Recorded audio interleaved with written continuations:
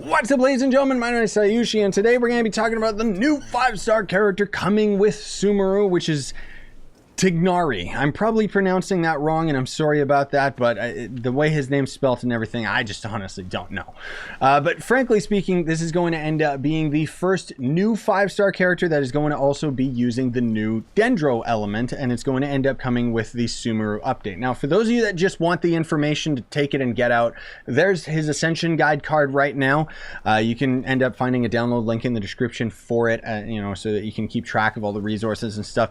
What you do have to keep in mind, though, is that this update is going to end up being this month on the 24th, which is very, very soon. And then each update after that for the next 4 updates is actually going to end up being 1 month between. Now, another thing you gotta keep in mind is that the next update, 3.1, is actually going to end up being September 28th, which means that we more than likely will see this character's banner only around for 2 weeks before we end up seeing the next character banners. And those are going to end up being, Tighnari's banner is going to be alongside a Zhongli rerun. And then Kali is going to end up being the new 4-star Archer Dendro character that's going to end up being in both his banner and Zhongli's. And then phase 2 is going to end up including the new character Dori, who's a 4-star Electro Greatsword character, alongside the reruns of both Ganyu and Kokomi. Now, even if you do end up getting your hands on Tighnari, you're not really going to be able to max him out right away, unfortunately. There are some resources you can get prepared for him, but because he's coming with a new region, it means that he's going to end up taking all new resources. So we've got a Dendro gem, as well as a plant and other resources that are all going to end up being from new enemies specifically, save for the fact that Genshin Impact apparently records that his weekly talent material is going to end up being from Raiden Shogun, which would make sense because as far as I know, we're not getting a new weekly boss within the first update for Sumeru. That's going to be a little bit later down the line. But let's get into his abilities. So this character, we are going to talk about his basic attack because that is going to end up being significantly different. Most of all, his charged attack is going to end up being different. So not only is it going to end up obviously doing Dendro damage, but while aiming, the power of Dendro will accumulate on the arrowhead before the arrow is fired. It has different effects based on how long the energy has been charged. So at charge level 1, it fires off an arrow carrying the power of Flora that deals Dendro damage. Charge level 2 fires off a Wraith arrow that deals Dendro damage upon hit, and the Wraith arrow will create 4 cluster bloom arrows that will track nearby opponents automatically and also deal Dendro damage. So it basically hits the target and then suddenly goes boom, and you got homing shots going in all directions. So it's pretty cool. So his elemental skill, which Vijnana Phalamine, I'm going to call it Phalamine just because again, I don't know how to pronounce it properly. But anyways, it makes it so that Tighnari throws a Vijnana Stormheart ahead that deals area of effect Dendro damage. So creating a Nana Konda field, it'll create a field that mysterious illusions that taunt opponents will draw in their fire. So it basically is going to end up being a taunt. Okay, it's going to throw it on the ground, the same as like Ganyu's abilities and so on and so forth. So additionally, Tighnari gains Vijnana Penetrator effect, which will decrease the Wraith arrow's charging time by 2.4 seconds, meaning you can just charge attack, charge attack, charge attack. Very similar to what we ended up seeing with Yelan, where her abilities were very complementive of her charge attack speed.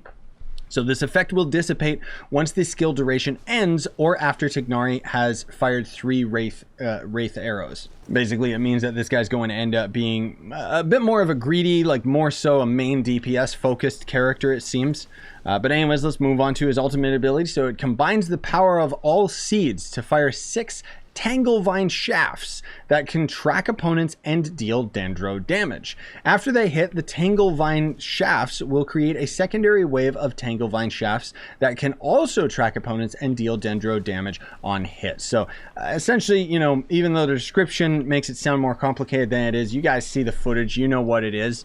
Honestly speaking, it just reminds me of those annoying centipede enemies in Elden Ring. Not sure whether or not the auto-targeting is going to end up focusing on the one specific enemy or a group of enemies. I guess it's going to end up being mostly utilized to tag a bunch of enemies with Dendro element, but frankly speaking, I think that his ult looks a little bit lackluster to me. That's just my own opinion. So moving on to his passive abilities, his first one makes it so that it will display nearby resources unique to Sumeru on the minimap, which is going to be very, very helpful for the fact that we're going to need those resources. His second passive, after Tighnari fires a wreath arrow, his elemental mastery is increased by 50 for 4 seconds. And then his third passive, for every point of elemental mastery Tighnari possesses, his charge attack and fashioner's Tangle Vine shaft damage is increased by 0.06%. The maximum damage bonus obtainable this way is 60%. So it seems like they really, really want you to build him towards elemental mastery. Frankly speaking, though, in my experience, elemental mastery and just the way that it scales is never going to end up being as good as just going for the standard damage build. You know, I'm obviously not going to be able to give you guys real examples because the character isn't even out yet, but that's just my 2 cents towards it, because especially for somebody like me, where I built my Kazaha towards a main DPS, and obviously he hits a lot harder. The only reason you would end up potentially building him towards Elemental Mastery is most of all because it would be Shield Shred.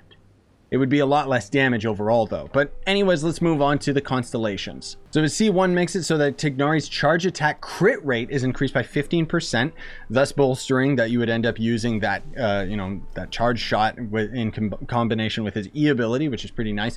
His C2, so it makes it so that when there are opponents within the Vijnana Khanda field, which again is going to end up being his E ability's taunt, Tighnari gains 20% Dendro damage bonus, which is significant.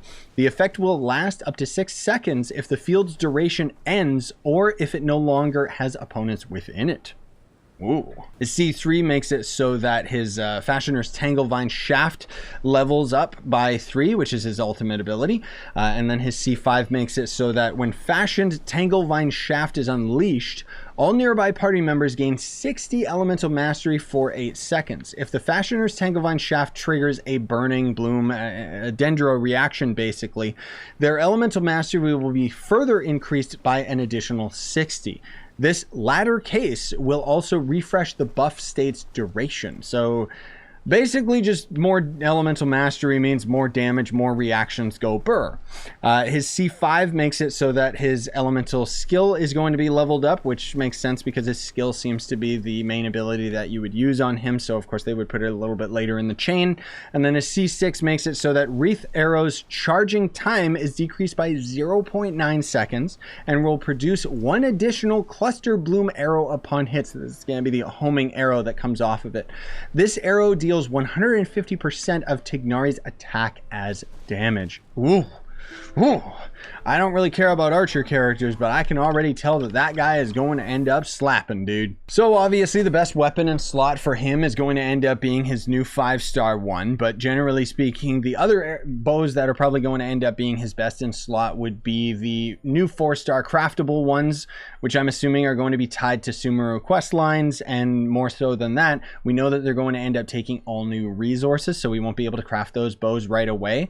However, if you just want to go towards like a standard damage build, you know, I personally would say that Amos's bow would be very, very good because, of course, you know, it being Ganyu's bow and her focus so much on charge attacks means that he would see the benefit of that as well. You could go for energy recharge if you just want to spam his abilities, but it seems like he's focused mostly on main DPS, so you would want to end up having attack percentage as your secondary. Or you could go for, you know, the battle pass bow for crit damage, or the one that you can get in the shop sometimes for star glitter or whatever, which gives you the crit damage. It entirely depends on the stats that you end up getting with him and how lucky you are with your artifacts. Now, his artifacts obviously are going to be focused mostly on the new sets. So it seems like there's going to end up being 2 options for him, which is going to be the Deepwood Memory and the Gilded Dreams. I think he'll see benefits from both of these. Deepwood Memories probably being the better of the 2, because what the new Deepwood Dream ones is going to do is the 2-piece set gives you Dendro damage bonus 15%, and then his the 4-piece bonus would end up being after elemental skills or bursts hit opponents, The target's Dendro resistance will be decreased by 30% for 8 seconds. This effect can be triggered even if the character is not on the field, which means that you could pop out his E, or just use a charge attack or use his ultimate ability, and then the additional arrows that are tagging all of the enemies are going to end up lowering the resistance of the Dendro resistance, which means that you'll end up just doing essentially even more damage. Or you could go the route of using him a little bit more lean towards support, which would be with Gilded Dreams, because that's going to end up having a 2-piece set of Elemental Mastery increase and a 4-piece set. Within 8 seconds of triggering an elemental reaction, the character equipping this will obtain buffs based on the elemental type of the other characters in the party. Attack is increased by 14% for each party member whose elemental type is the same as the equipped character. And Elemental Mastery is increased by 50 for every party member with a different elemental type. Each of the aforementioned buffs will count up to 3 characters, so your entire party basically. This effect can be triggered once every 8 seconds. The characters who equip this can still trigger its effect even when not on the field. So again, we would probably end up leaning towards the Deepwood Memories because he seems to be more of a damage-focused character. Otherwise, again, the main stats that you would probably end up focusing on is going to be attack percentage, Dendro, a damage buff, and then either crit rate or crit damage. Now, as far as how I would prioritize Tighnari's elemental ability, or his talents, sorry, I'd probably build him more so focusing on his charged attack, which is odd because usually you don't really want to level up your normal attack on characters unless they end up happening to be like a main DPS, which I think Tighnari is most of all designed around that. His E ability seems good, but I don't know if I would use that as a priority because most of your damage is probably going to be from your charge attack and then your ult. So I would actually say that you would probably do his normal attack, his ult, and then his E last.